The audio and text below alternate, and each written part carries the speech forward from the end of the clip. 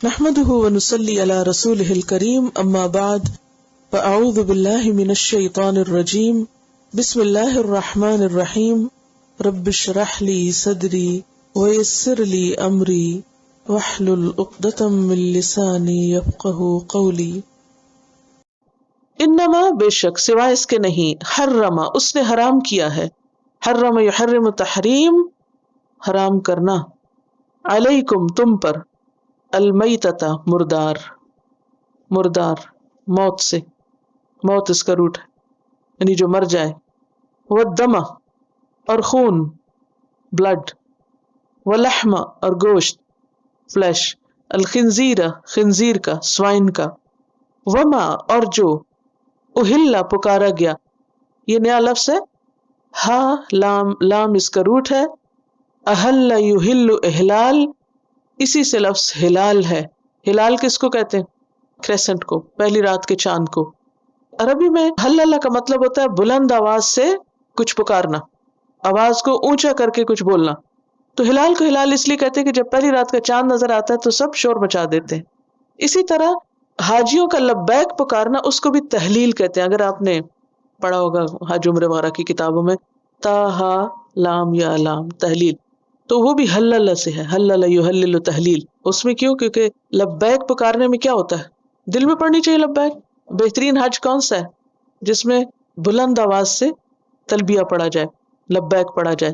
اسی طرح بچہ جب پیدا ہوتا ہے تو وہ جو چیختا ہے اس وقت یا روتا ہے، اس کو بھی استحلال کہتے ہیں۔ حدیث میں آتا ہے اذا استحل المولود ورثہ، کہ جب مولود یعنی نیا بچہ آواز نکالے تو وہ وارث بن جاتا ہے، یعنی اس کے حق میں بھی ورثہ ہونا چاہیے، چاہے وہ اسی وقت مر جائے تھوڑی دیر بعد، یعنی وہ وراثت میں شریک ہوگا، پھر آگے اس کی تقسیم ہوگی کیونکہ وہ چلا گیا۔ خیر، تو استحلہ کون سی آواز ہے؟ یعنی بلند آواز سے منہ سے کچھ نکالنا، چاہے وہ چاند دیکھ کے کہنا لبیک حج کے موقع پہ، یا بچے کا رونا، یعنی بیسیکلی چاند کے لیے استعمال ہوا، پھر اس کے بعد ہر آواز کے لیے استعمال ہونے لگا۔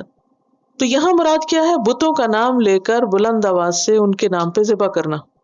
وما اہلا اور جو پکارا گیا بھی ساتھ اس کے، لغیر اللہ واسطے غیر اللہ کے، یعنی ادر دین اللہ، فمن تو جو کوئی استر مجبور کیا گیا، استر کا روٹ ہے ضاد را را، ضرر، ضرر کس کو کہتے ہیں؟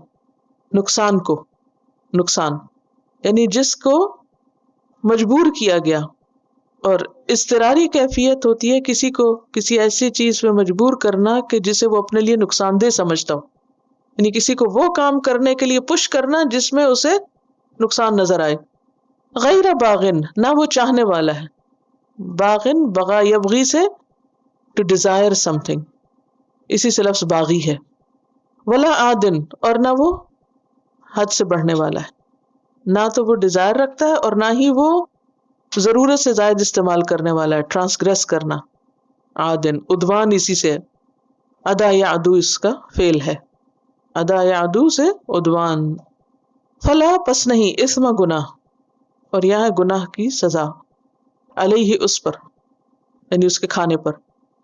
ان اللہ بے شک اللہ غفور الرحیم بخشنے والا مہربان ہے، اور غفور کا لفظ غافارا سے ہے۔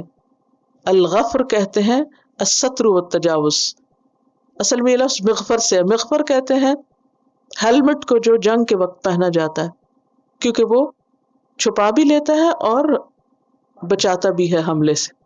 تو مغفرت بھی کیا ہے؟ انسان کے گناہ کو اللہ تعالیٰ چھپا بھی دے گا اور اس کے ساتھ ساتھ اسے جہنم سے بچائے گا بھی۔ مغفرت میں دو چیزیں ہوتی ہیں، کون سی؟ گناہوں کا چھپانا، کیونکہ قیامت کے دن جن کو اللہ نے معاف کرنا ہے نا، ان کے ساتھ کیا معاملہ کرے گا؟ اللہ تعالیٰ ان کو پہلے دکھائے گا، یہ کیا تھا کیا تھا کیا تھا، اور انسان سمجھے گا میں ہلاک ہو گیا، اب تو میرے بچنے کی صورت نہیں۔ تو اللہ تعالیٰ ان سب کو کور کرے گا اور کہا جیسے میں نے دنیا میں چھپایا تیری غلطیوں کو، آج بھی چھپاتا ہوں اور میں تجھے معاف کرتا ہوں۔